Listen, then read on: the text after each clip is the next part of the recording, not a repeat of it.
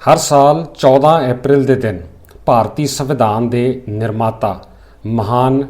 विद्वान, समाज सुधारक ਅਤੇ बहुत ही कुशल सियासतदान डॉक्टर भीम राव अंबेडकर ਨੂੰ ਉਚੇਚੇ ਤੌਰ ਤੇ ਚੇਤੇ ਕੀਤਾ ਜਾਂਦਾ ਹੈ, ਜਿਨ੍ਹਾਂ ਦੀ ਮਹਾਨ ਦੇਣ ਇਸ ਦੇਸ਼ ਵਿੱਚ ਹਮੇਸ਼ਾ ਮਹਿਸੂਸ ਕੀਤੀ ਜਾਂਦੀ ਹੈ। ਕਈ ਵਰ੍ਹਿਆਂ ਤੱਕ ਲਗਾਤਾਰ ਮਿਹਨਤ ਅਤੇ ਲਗਨ ਸਦਕਾ ਉਹਨਾਂ ਨੇ ਭਾਰਤ ਦੇਸ਼ ਦਾ ਉਹ ਸੰਵਿਧਾਨ ਤਿਆਰ ਕੀਤਾ ਜਿਸ ਬਾਰੇ ਪੂਰੀ ਦੁਨੀਆ ਵਿੱਚ ਕਈ ਵਿਸ਼ੇਸ਼ਤਾਵਾਂ ਪ੍ਰਚਲਿਤ ਨੇ। ਉਹਨਾਂ ਦੀ ਇਸੇ ਦੇਣ ਸਦਕਾ ਅੱਜ ਵੀ ਉਹਨਾਂ ਨੂੰ ਚੇਤੇ ਕੀਤਾ ਜਾਂਦਾ ਹੈ। ਦੇਸ਼ ਦੀ ਆਜ਼ਾਦੀ ਤੋਂ ਬਾਅਦ ਜਵਾਹਰ ਲਾਲ ਨਹਿਰੂ ਦੀ ਅਗਵਾਈ ਵਾਲੀ ਬਣੀ ਪਹਿਲੀ ਕੇਂਦਰੀ ਸਰਕਾਰ ਵਿੱਚ ਉਹ ਕਾਨੂੰਨ ਅਤੇ ਇਨਸਾਫ ਦੇ ਮੰਤਰਾਲੇ ਸੰਬੰਧੀ ਮੰਤਰੀ ਵੀ ਸਨ ਅਤੇ ਦੇਸ਼ ਦੇ ਸੰਵਿਧਾਨ ਦੀ ਤਿਆਰੀ ਕਰਨ ਲਈ ਜੋ ਕਮੇਟੀ ਬਣਾਈ ਗਈ ਉਸ ਦੇ ਉਹ ਮੁਖੀ ਸਨ। ਸੋ ਅੱਜ ਦੇ ਇਸ ਵਿਸ਼ੇਸ਼ ਵੀਡੀਓ ਵਿੱਚ ਆਓ ਜਾਣਦੇ ਹਾਂ ਕਿ ਡਾਕਟਰ BR ਅੰਬੇਦਕਰ ਦੁਆਰਾ ਬਣਾਏ ਗਏ ਭਾਰਤੀ ਸੰਵਿਧਾਨ ਦੇ ਉਸ ਖਰੜੇ ਅਤੇ ਜੋ ਇਸ ਦਾ ਪੱਕਾ ਰੂਪ ਸਾਹਮਣੇ ਆਇਆ ਉਸ ਦੀਆਂ ਕੀ ਵਿਸ਼ੇਸ਼ਤਾਵਾਂ ਨੇ ਅਤੇ ਭਾਰਤ ਦੇ ਸੰਵਿਧਾਨ ਸੰਬੰਧੀ ਕੁਝ ਦਿਲਚਸਪ ਗੱਲਾਂ ਜਾਣਦੇ ਹਾਂ। ਭਾਰਤ ਦੇ ਸੰਵਿਧਾਨ ਬਾਰੇ ਸਭ ਤੋਂ ਵਿਸ਼ੇਸ਼ ਗੱਲ ਜਿਹੜੀ ਸਭਨਾਂ ਨੂੰ ਪਤਾ ਹੋਣੀ ਜ਼ਰੂਰੀ ਹੈ ਕਿ ਭਾਰਤ ਦੇਸ਼ ਦਾ ਸੰਵਿਧਾਨ ਦੁਨੀਆ ਦਾ ਸਭ ਤੋਂ ਲੰਮਾ ਅਤੇ ਨਾਲ ਦੀ ਨਾਲ ਆਕਾਰ ਪੱਖੋਂ ਵੀ ਦੁਨੀਆ ਦਾ ਸਭ ਤੋਂ ਵੱਡਾ ਸੰਵਿਧਾਨ ਹੈ।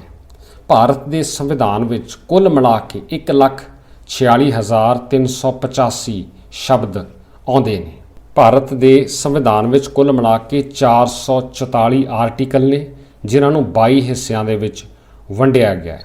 ਇਸ ਤੋਂ ਇਲਾਵਾ ਇਸ ਵਿੱਚ 12 ਵੱਖ-ਵੱਖ ਸ਼ਡਿਊਲ ਅਤੇ 118 ਅਮੈਂਡਮੈਂਟਸ ਯਾਨੀ ਸੋਧਾਂ ਵੀ ਹੁਣ ਤੱਕ ਹੋ ਚੁੱਕੀਆਂ ਨੇ। ਜਦੋਂ ਭਾਰਤੀ ਸੰਵਿਧਾਨ ਦਾ ਪਹਿਲਾ ਖਰੜਾ ਤਿਆਰ ਕੀਤਾ ਗਿਆ ਤਾਂ ਉਸ ਵੇਲੇ ਜੋ ਪਿਛਲਾ ਸੰਵਿਧਾਨ ਚੱਲ ਰਿਹਾ ਸੀ ਉਸ ਵਿੱਚ 2000 ਸੋਧਾਂ ਕਰਨੀਆਂ ਪਈਆਂ ਸਨ। ਇਸ ਤੋਂ ਪਹਿਲਾਂ ਸਨ 1935 ਦਾ ਗਵਰਨਮੈਂਟ ਆਫ ਇੰਡੀਆ ਐਕਟ ਸੰਵਿਧਾਨ ਵਜੋਂ ਚੱਲਦਾ ਸੀ, ਜਿਸ ਦੀ ਥਾਂ ਫਿਰ ਇਹ ਵਾਲਾ ਸੰਵਿਧਾਨ ਲਿਆਂਦਾ ਗਿਆ ਅਤੇ 2000 ਸੋਧਾਂ ਪਿਛਲੇ ਪ੍ਰਬੰਧ ਵਿੱਚ ਕੀਤੀਆਂ ਗਈਆਂ ਸਨ। ਜਿੱਥੇ ਭਾਰਤ ਦਾ ਇਹ ਸੰਵਿਧਾਨ ਦੁਨੀਆ ਦਾ ਸਭ ਤੋਂ ਲੰਮਾ ਅਤੇ ਵੱਡਾ ਸੰਵਿਧਾਨ ਹੈ, ਉੱਥੇ ਹੀ ਹੈਰਾਨ ਕਰਨ ਵਾਲੀ ਗੱਲ ਇਹ ਵੀ ਹੈ ਕਿ ਪਹਿਲੀ ਵਾਰ ਜਦੋਂ ਸੰਵਿਧਾਨ ਦੀ ਰਚਨਾ ਹੋਈ ਤਾਂ ਇਸ ਨੂੰ ਟਾਈਪ ਜਾਂ ਪ੍ਰਿੰਟ ਨਹੀਂ ਸੀ ਕੀਤਾ ਗਿਆ, ਬਲਕਿ ਇਸ ਨੂੰ ਹੱਥ ਨਾਲ ਲਿਖਿਆ ਗਿਆ ਸੀ ਅਤੇ ਇਸ ਨੂੰ ਆਪਣੇ ਹੱਥ ਨਾਲ ਸਾਲਾਂ ਬੱਧੀ ਲਿਖਣ ਵਾਲੇ ਇਨਸਾਨ ਦਾ ਨਾਂ ਸੀ ਪ੍ਰੇਮ ਬਿਹਾਰੀ ਨਾਰਾਇਣ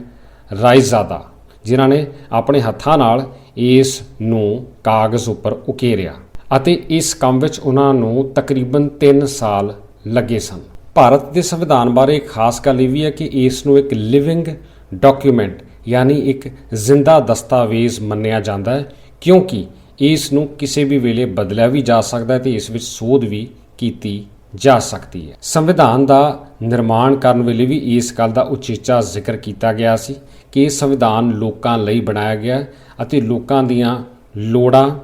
ਉਹਨਾਂ ਦੀਆਂ ਉਮੀਦਾਂ ਅਤੇ ਦੇਸ਼ ਦੇ ਹਾਲਾਤ ਦੇ ਹਿਸਾਬ ਨਾਲ ਇਸ ਵਿੱਚ ਸਮੇਂ-ਸਮੇਂ ਉੱਪਰ ਸੋਧ ਵੀ ਕੀਤੀ ਜਾ ਸਕਦੀ ਹੈ। ਭਾਰਤ ਦੇ ਸੰਵਿਧਾਨ ਦਾ ਆਰਟੀਕਲ 32 ਪੂਰੇ ਸੰਵਿਧਾਨ ਦਾ ਦਿਲ ਅਤੇ ਉਸ ਦਾ ਕੇਂਦਰ ਮੰਨਿਆ ਜਾਂਦਾ ਹੈ, ਕਿਉਂਕਿ ਇਹ ਉਹ ਧਾਰਾ ਹੈ, ਉਹ ਹਿੱਸਾ ਹੈ ਜੋ ਦੇਸ਼ ਦੇ ਲੋਕਾਂ ਦੇ ਬੁਨਿਆਦੀ ਹੱਕਾਂ ਦੀ ਗੱਲ ਕਰਦਾ ਹੈ ਅਤੇ ਬਾਕੀ ਸਾਰੇ ਹੱਕ ਜੋ ਦੇਸ਼ ਦੇ ਨਾਗਰਿਕਾਂ ਨੂੰ ਮਿਲਦੇ ਨੇ ਉਹ ਇਸੇ ਆਰਟੀਕਲ ਰਾਹੀਂ ਅਤੇ ਇਹਦੇ ਨਾਲ ਹੀ ਜੁੜਦੇ ਨੇ। ਭਾਰਤ ਦੇ ਸੰਵਿਧਾਨ ਸੰਬੰਧੀ ਇੱਕ ਖਾਸ ਧਿਆਨ ਦੇਣ ਵਾਲੀ ਗੱਲ ਇਹ ਵੀ ਹੈ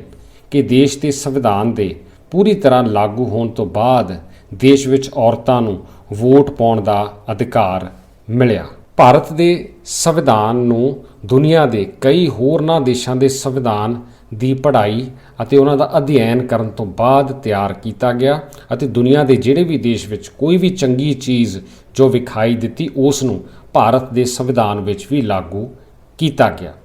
ਪ੍ਰਮੁੱਖ ਦੇਸ਼ ਜਿਵੇਂ ਕਿ ਬਰਤਾਨੀਆ, ਅਮਰੀਕਾ, ਫਰਾਂਸ, ਰਸ਼ੀਆ ਅਤੇ ਆਇਰਲੈਂਡ ਦੇ ਵੀ ਕੁਝ ਹਿੱਸਿਆਂ ਨੂੰ ਉਹਨਾਂ ਦੇ ਸੰਵਿਧਾਨ ਦੇ ਕੁਝ ਅਹਿਮ ਪੱਖਾਂ ਨੂੰ ਭਾਰਤੀ ਸੰਵਿਧਾਨ ਵਿੱਚ ਸ਼ਾਮਲ ਕੀਤਾ ਗਿਆ। ਇਤਿਹਾਸਕ ਵੇਰਵੇ ਮਿਲਦੇ ਨੇ ਕਿ ਡਾਕਟਰ BR ਅੰਬੇਦਕਰ ਨੇ ਦੁਨੀਆ ਦੇ ਤਕਰੀਬਨ 60 ਹੋਰ ਸੰਵਿਧਾਨ ਅਤੇ ਉਹਨਾਂ ਦੀਆਂ ਕਾਪੀਆਂ ਦਾ ਅਧਿਐਨ ਕੀਤਾ ਅਤੇ ਉਸ ਤੋਂ ਬਾਅਦ ਉਹਨਾਂ ਨੇ ਆਪਣੇ ਸੰਵਿਧਾਨ ਦੀ ਰਚਨਾ ਸ਼ੁਰੂ ਕੀਤੀ। ਹਾਲਾਂਕਿ ਡਾਕਟਰ BR ਅੰਬੇਦਕਰ ਨੇ ਬਹੁਤ ਮਿਹਨਤ ਦੇ ਨਾਲ ਕਈ ਸਾਲਾਂ ਦੇ ਅਧਿਐਨ ਤੋਂ ਬਾਅਦ ਇਸ ਸੰਵਿਧਾਨ ਨੂੰ ਬਣਾਇਆ, ਪਰ ਇਸ ਦੇ ਲਾਗੂ ਹੋਣ ਤੋਂ 3 ਸਾਲ ਬਾਅਦ ਉਹ ਇਸ ਤੋਂ ਕੁਝ ਨਿਰਾਸ਼ ਵੀ ਨਜ਼ਰ ਆਏ, ਕਿਉਂਕਿ ਉਹਨਾਂ ਦਾ ਕਹਿਣਾ ਸੀ ਕਿ ਸੂਬਿਆਂ ਦੇ ਗਵਰਨਰ ਕੋਲ ਹੋਰ ਜ਼ਿਆਦਾ ਅਧਿਕਾਰ ਹੋਣੇ ਚਾਹੀਦੇ ਨੇ। ਸੰਨ 1953 ਦੌਰਾਨ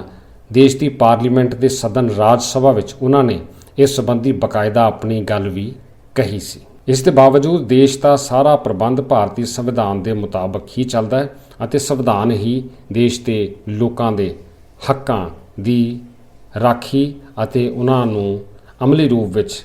ਨਿਭਾਉਣ ਦੀ ਗੱਲ ਵੀ ਸਾਹਮਣੇ ਰੱਖਦਾ ਹੈ। ਭਾਰਤ ਸਰਕਾਰ ਵੱਲੋਂ ਸਾਲ 2015 ਵਿੱਚ ਇਹ ਐਲਾਨ ਕੀਤਾ ਗਿਆ ਸੀ ਕਿ ਹਰ ਸਾਲ 26 ਨਵੰਬਰ ਨੂੰ ਨੈਸ਼ਨਲ ਕੌਨਸਟੀਟਿਊਸ਼ਨ ਡੇ ਭਾਵ ਕਿ ਰਾਸ਼ਟਰੀ ਸੰਵਿਧਾਨ ਦਿਵਸ ਵਜੋਂ ਮਨਾਇਆ ਜਾਵੇਗਾ ਅਤੇ ਇਹ ਦਿਨ ਵੀ ਇਸ ਸੰਵਿਧਾਨ ਦੇ ਪਿਤਾਮਾ ਡਾਕਟਰ ਭੀਮ ਰਾਓ ਅੰਬੇਦਕਰ ਨੂੰ ਸਮਰਪਿਤ ਹੁੰਦਾ ਹੈ।